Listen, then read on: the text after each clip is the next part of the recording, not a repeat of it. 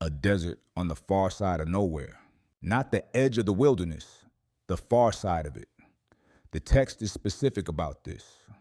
Moses has taken his father-in-law's flocks beyond the usual grazing land, out past the places where other shepherds go, into terrain so remote and unremarkable that nothing interesting has happened here in living memory. He is 80 years old. He has been doing this for 40 years, since he fled Egypt, since the life he thought he was going to live collapsed completely, since the man who was raised in Pharaoh's palace became the man who tends someone else's goats in someone else's desert under someone else's sky. He is not expecting anything, and then he sees a bush on fire. Not unusual in a desert. Dry scrub catches all the time. A spark, a flash, gone in seconds. Moses probably sees this and does not slow down, not immediately, because there is nothing on the surface that marks this as different from any other desert fire he has walked past in 40 years. Except it is not burning up. The bush is on fire, and it is not being consumed. And Moses, and this is the detail I want you to hold, Moses notices. He stops. He turns aside. The Hebrew word is pana, a deliberate reorientation of attention, a turning of the whole self towards something that deserves a second look. And the text says something extraordinary about what happens next. God speaks only after Moses turns, not before, not to get his attention, not to stop him in his tracks with a voice from the sky or a hand on his shoulder or an earthquake under his feet.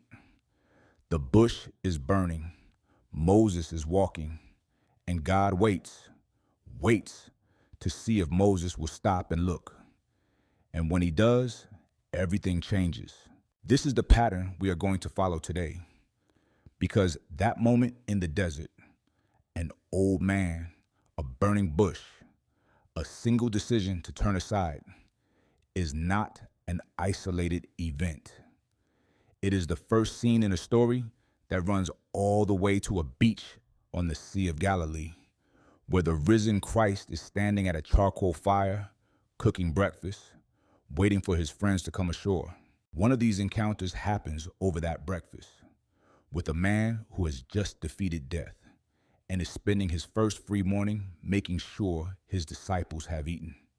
We will get there, but not yet, because first you need to understand why God keeps doing this. Why? Across the entire sweep of Scripture, from the wilderness of Sinai to the road to Emmaus to a beach at dawn, he keeps showing up in the last place anyone would think to look. This is not a story about miracles. This is not a story about the dramatic, the overwhelming, the impossible. This is not a story about the moments that split the sky and stop the world and leave no room for doubt. This is a story about the moments everyone almost walked past and what happens to the ones who stopped. Let me tell you what Moses' life looked like before the bush. He was born into a death sentence. Pharaoh had ordered every Hebrew boy killed at birth, and his mother hid him in a basket in the reeds of the Nile and let the river decide. Pharaoh's daughter found him. She raised him as her own. He grew up inside the most powerful household in the most powerful empire in the world, educated, positioned, with access to everything Egypt had to offer. And then he threw it all away. He saw an Egyptian beating a Hebrew slave, and he intervened, fatally for the Egyptian. And when he realized the act had been witnessed, he ran. He ran from Egypt, from the palace, from the life that had been handed to him, all the way to the wilderness of Midian, where he sat down by a well and met a priest's daughter and married into a family of shepherds and began the long, quiet process of becoming nobody. 40 years. That is how long he has been in this desert when the bush appears. 40 years of ordinary days, one after another, in terrain that does not change, with animals that do not talk, under a sky that asks nothing of him. The man who was raised to lead has spent 4 decades learning to follow sheep. He is not looking for a divine encounter. He is not on a spiritual retreat. He is doing his job, the unglamorous, repetitive, invisible job of a shepherd on the far side of the wilderness. And the bush catches his eye, and he turns, and God speaks. What follows is one of the longest recorded conversations between God and a single human being in the entire Hebrew Bible. God tells Moses his name, I am who I am, the name so sacred that later Jewish tradition would refuse to pronounce it aloud. He tells Moses the plan: go to Pharaoh, bring my people out of Egypt, lead them to the land I promised. He tells Moses the outcome: it will work. I have seen my people suffering. I have heard their cry. I am sending you. And Moses argues with every single point. Who am I to go to Pharaoh? What if they do not believe me? I am not eloquent. I am slow of speech and slow of tongue. Please send someone else. 5 objections, one after another. The man at the burning bush is not a man overcome with holy confidence. He is a man who has spent 40 years becoming convinced that he is not the person for any important job. And the bush has not immediately changed that conviction. And God does not overrule his objections with divine authority. He answers them one by one, patiently, as if he has all the time in the world, which being God, he does.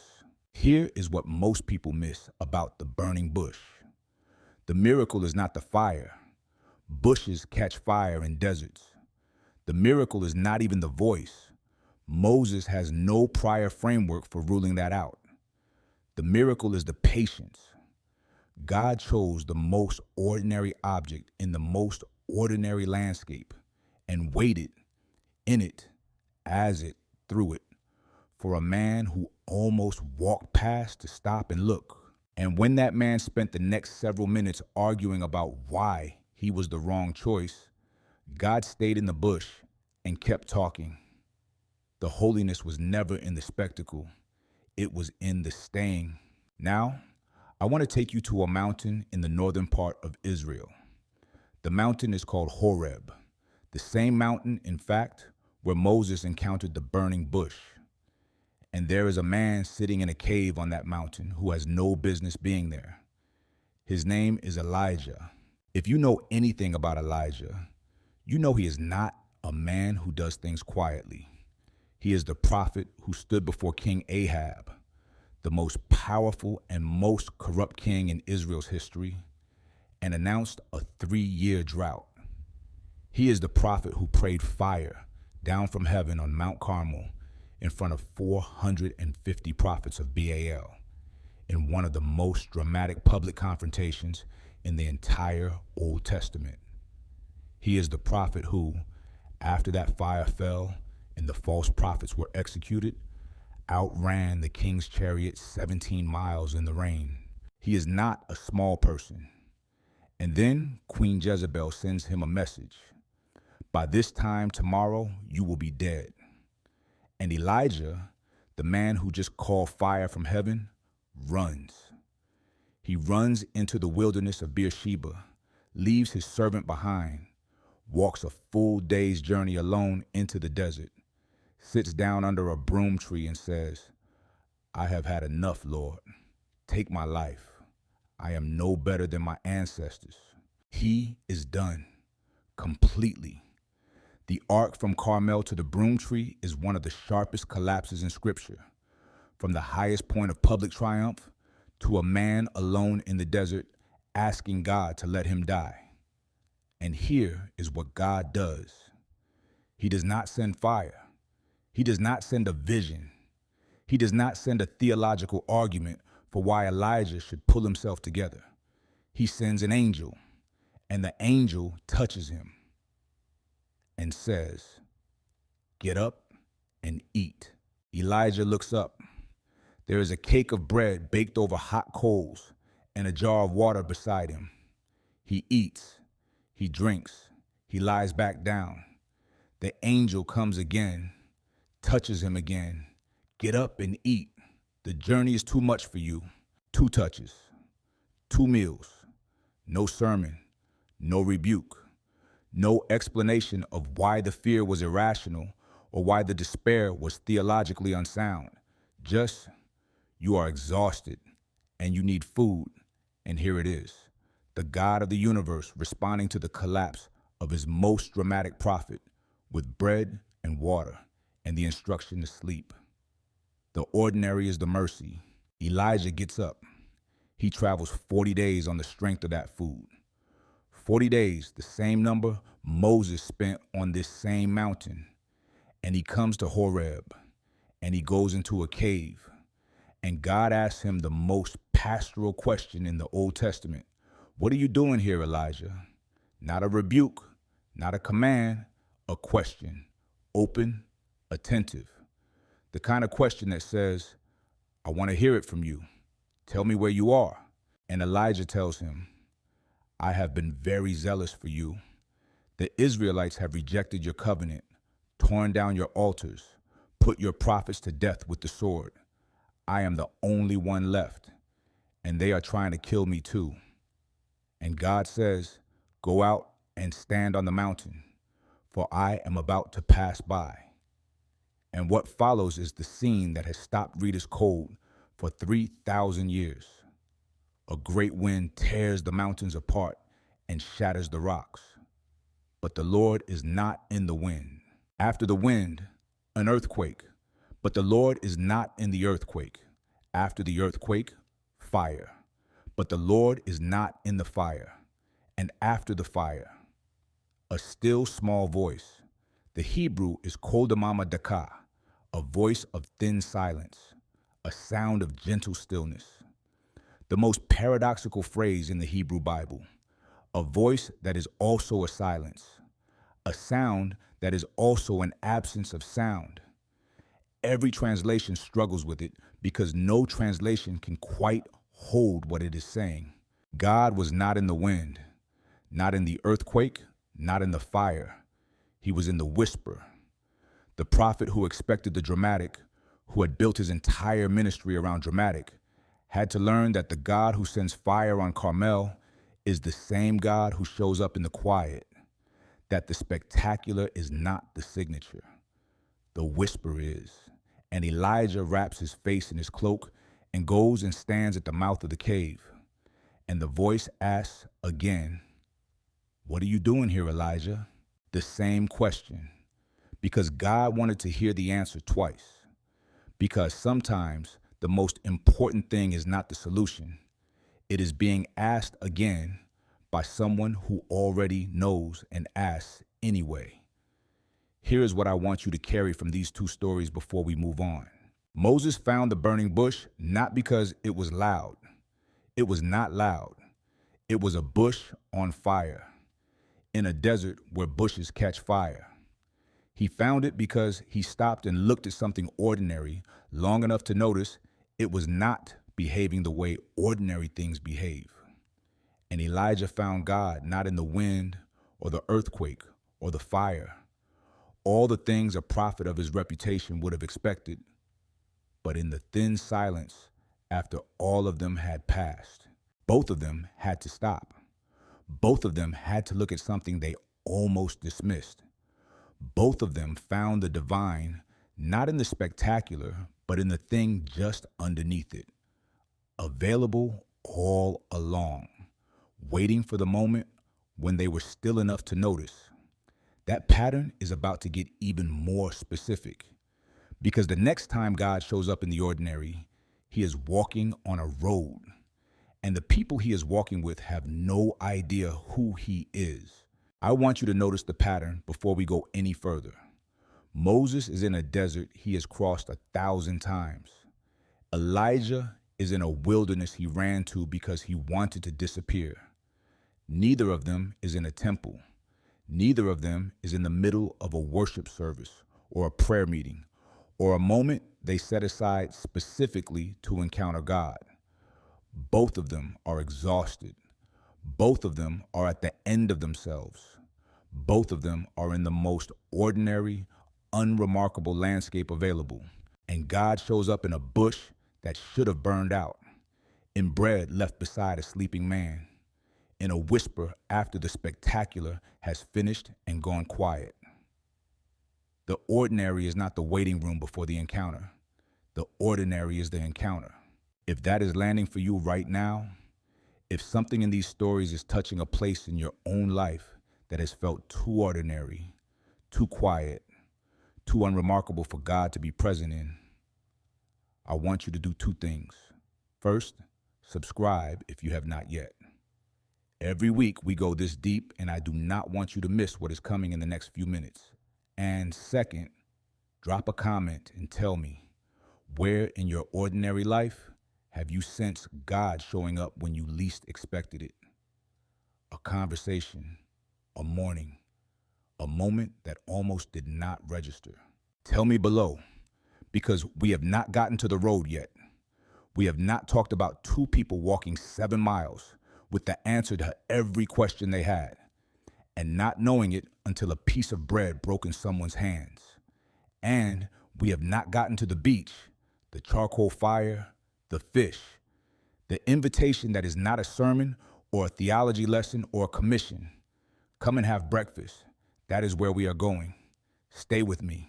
The day is the third day after the crucifixion, and two people are walking away from Jerusalem, not toward it, away from it, which tells you everything about where they are emotionally. Jerusalem is where the story happened. Jerusalem is where the tomb is, where the women have been reporting the impossible all morning, where the other disciples are locked in a room trying to figure out what any of it means. And these two are leaving, walking west toward a village called Emmaus, about 7 miles from the city, and the text gives us the word for what they are doing as they walk. They are discussing, debating, going back and forth over everything that has happened. The arrest, the trial, the cross, the burial, the reports from the women that morning about an empty tomb and angels and a body that was not there. They are doing what people do when something enormous has happened and they cannot make sense of it. They are talking it through, out loud, on a road, trying to find the shape of a story that feels like it has lost its ending. And then someone joins them. The text says Jesus himself came up and walked along with them, not appeared dramatically, not descended from the sky, came up, the ordinary verb of approach, the way anyone joins a conversation on a road. He falls into step beside them and asks what they are talking about, and they stop. The text says they stood still, their faces downcast, and one of them, his name is Cleopas, says, "Are you the only visitor to Jerusalem who does not know the things that have happened there in these days?" There is something almost darkly funny about this moment. The man they are explaining the events to is the event. The person they are telling about the death and possible resurrection of Jesus is Jesus. And he asks, what things? So they tell him about Jesus of Nazareth, who was a prophet powerful in word and deed, about how the chief priests handed him over to be crucified, about how they had hoped, and this is the phrase that breaks me every time, we had hoped that he was the one who was going to redeem Israel. We had hoped, past tense. The hope is already in the past. They are walking away from Jerusalem in the past tense, and they do not know that the answer to every question they have is walking beside them in the present tense, asking them what they are talking about. And here is the moment I want you to sit inside. Think about the person you love who has been in the room the whole time, while you were on the phone trying to reach them, while you were checking your messages wondering where they were, while you were working yourself into quiet panic because the silence felt like absence. And then you turn around and they are there. They have been there, right there, in the same room. And the feeling that moves through you in that moment, the mixture of relief and disbelief in something close to laughter. That is the Emmaus road. 7 miles. Walking, talking. The risen Christ moving at their pace, entering their conversation, asking their questions back to them. And they do not know who he is. The Greek word for what happens at the end of the road is epignosko, to know fully, to recognize completely. It is a compound of the ordinary word for knowing with the prefix meaning upon or fully, which means they had partial knowledge the entire walk. They knew the voice. They knew the questions. Something in the conversation was striking their hearts in a way they would later describe as burning. Did not our hearts burn within us while he talked with us on the road? But the full recognition does not come on the road. It comes at a table. He sits down to eat with them. He takes the bread. He gives thanks. He breaks it, and their eyes are open. Not the theology lesson that covered the road. And it was a theology lesson, Jesus walking them through Moses and all the prophets and explaining what the scriptures said about him. Not the hours of conversation, not even the burning in their chests, the breaking of bread. The most ordinary gesture at a table, the thing he did at every meal, the thing the Mishnah documents as the standard Jewish practice of hospitality. Take, bless, break, distribute. A gesture so familiar, so unremarkable, so woven into the fabric of every shared meal they had ever had with him, that when he does it here, in this ordinary house, at this ordinary table, after this extraordinary day, something in their recognition catches and opens all the way. And in the moment they see him, he is gone. They get up immediately. It is already evening. The road back is dark. None of that matters. And they walk the 7 miles back to Jerusalem to tell the others. The ordinary gesture, the familiar hands, the broken bread, that is where they found him. And now we are at the beach. It is early morning. The Greek word is proia, dawn. The same word John uses for the women arriving at the empty tomb on the resurrection morning. Dawn in John's gospel is never just a time of day. It is always the moment before recognition. The light coming up over the water. The world not quite visible yet. The moment when shapes are emerging from darkness and you are not entirely sure what you are seeing. 7 disciples are in a boat on the Sea of Galilee. Peter is among them. The Peter who denied Jesus 3 times around a charcoal fire in the courtyard of the high priest, who wept bitterly afterwards, who has been carrying that weight through the resurrection appearances and still has not had the specific, direct, personal conversation with Jesus that the denial requires. He has gone back to fishing, the only life he knew before any of this started. The lake he grew up on, the nets he knows how to throw. They have fished all night and caught nothing. And as the light comes up, there is a figure standing on the shore. They do not recognize him. He calls out across the water, "Friends, have you caught anything?" "No," they say. "Throw your net on the right side of the boat and you will find some." They throw. The net fills immediately, 153 fish, the text specifies, with the precision of a man who was there and counted. And the beloved disciple turns to Peter and says, "It is the Lord." And Peter, impulsive, reckless, Peter, wraps his outer garment around him and jumps into the water.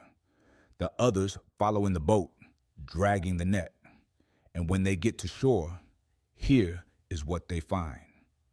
A charcoal fire, fish on it, bread beside it. The risen Lord of the universe, the one who was dead and is alive, the one whose resurrection has split history in two, the one before whom John will one day fall as though dead on the island of Patmos, is crouching at a fire on a beach, cooking breakfast, waiting for his friends to come ashore. And he says, bring some of the fish you have just caught. Come and have breakfast. Not gather for worship. Not sit down. I have important things to tell you. Not let us take a moment to theologically process the resurrection. Come and have breakfast.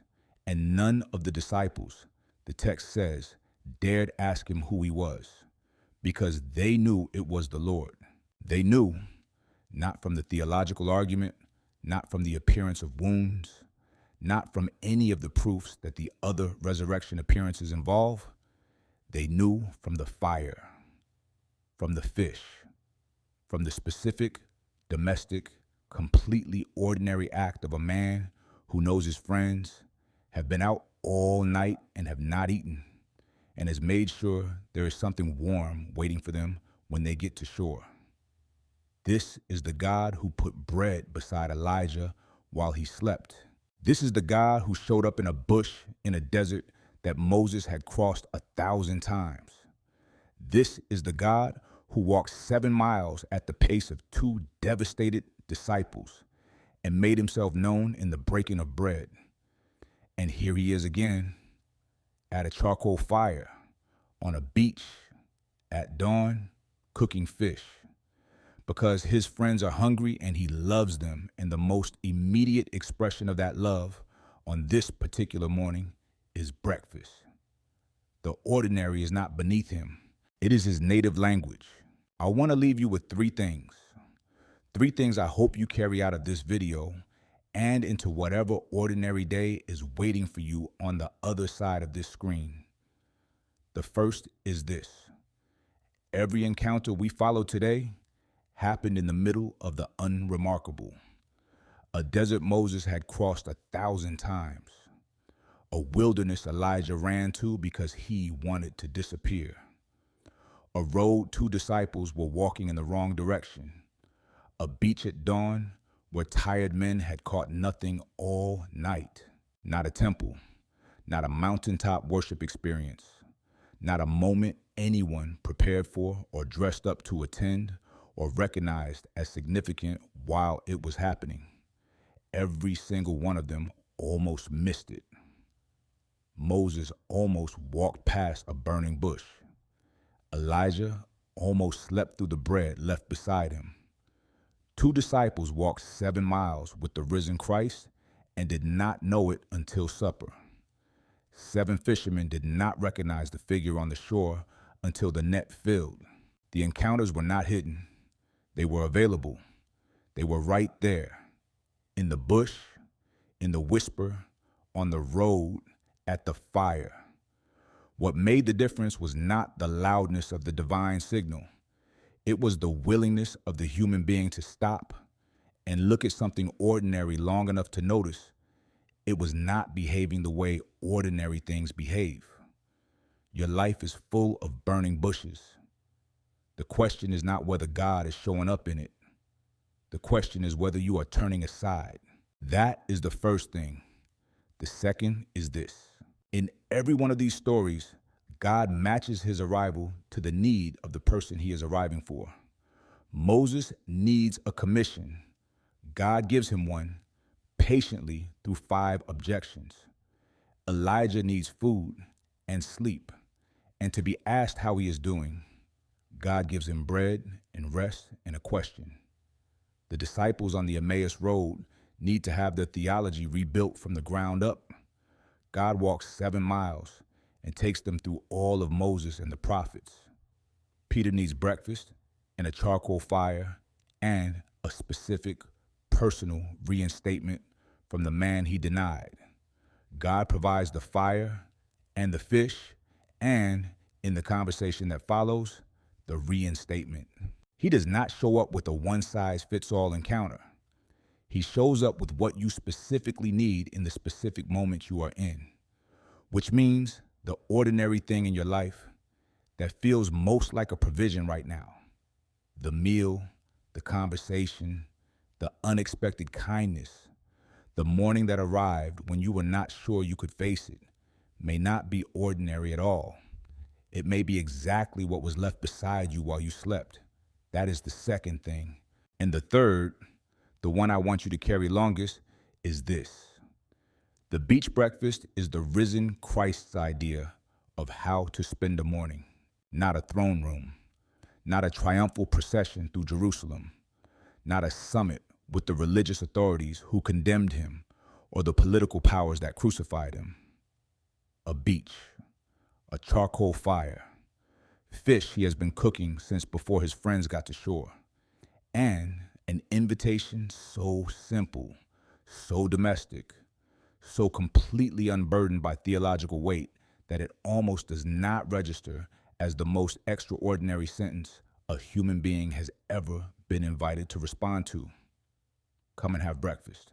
The God who spoke the universe into existence, the God who parted the Red Sea and rained manna from heaven and brought fire down on Carmel and raised Lazarus from the dead, the God who walked out of his own tomb on the third day, is standing on a beach cooking fish, waiting for you to come ashore, not because the spectacular is beyond him, but because you are hungry and he loves you.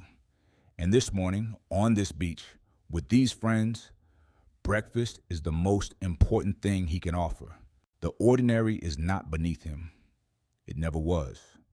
It is where he has always been, in the bush, in the whisper, on the road, at the fire, available, present, unhurried, waiting for the moment when you stop moving long enough to notice that something ordinary is not behaving the way ordinary things behave. And when you do notice, when you turn aside, when you wrap your cloak around you and jump into the water, when the bread breaks and your eyes open, you will find that he has been there the whole time, not arriving, already there, not preparing the encounter, already in it. Now, before you go, one question. And I mean it as a genuine question, not a content prompt. Where in your ordinary life have you sensed God showing up when you least expected it? A conversation that landed differently than it should have. A morning that felt like more than a morning. A meal that somehow held more than food. Tell me in the comments. I read every single one. And if someone you know is in the wilderness right now, exhausted, under the broom tree, convinced that God only shows up in the spectacular and therefore has not shown up at all, share this video with them today, because the bread is already beside them. The fire is already lit. They just need someone to remind them to look. He was never in the earthquake. He was never in the fire. He is at the charcoal fire on the beach, cooking breakfast, waiting for you to come ashore.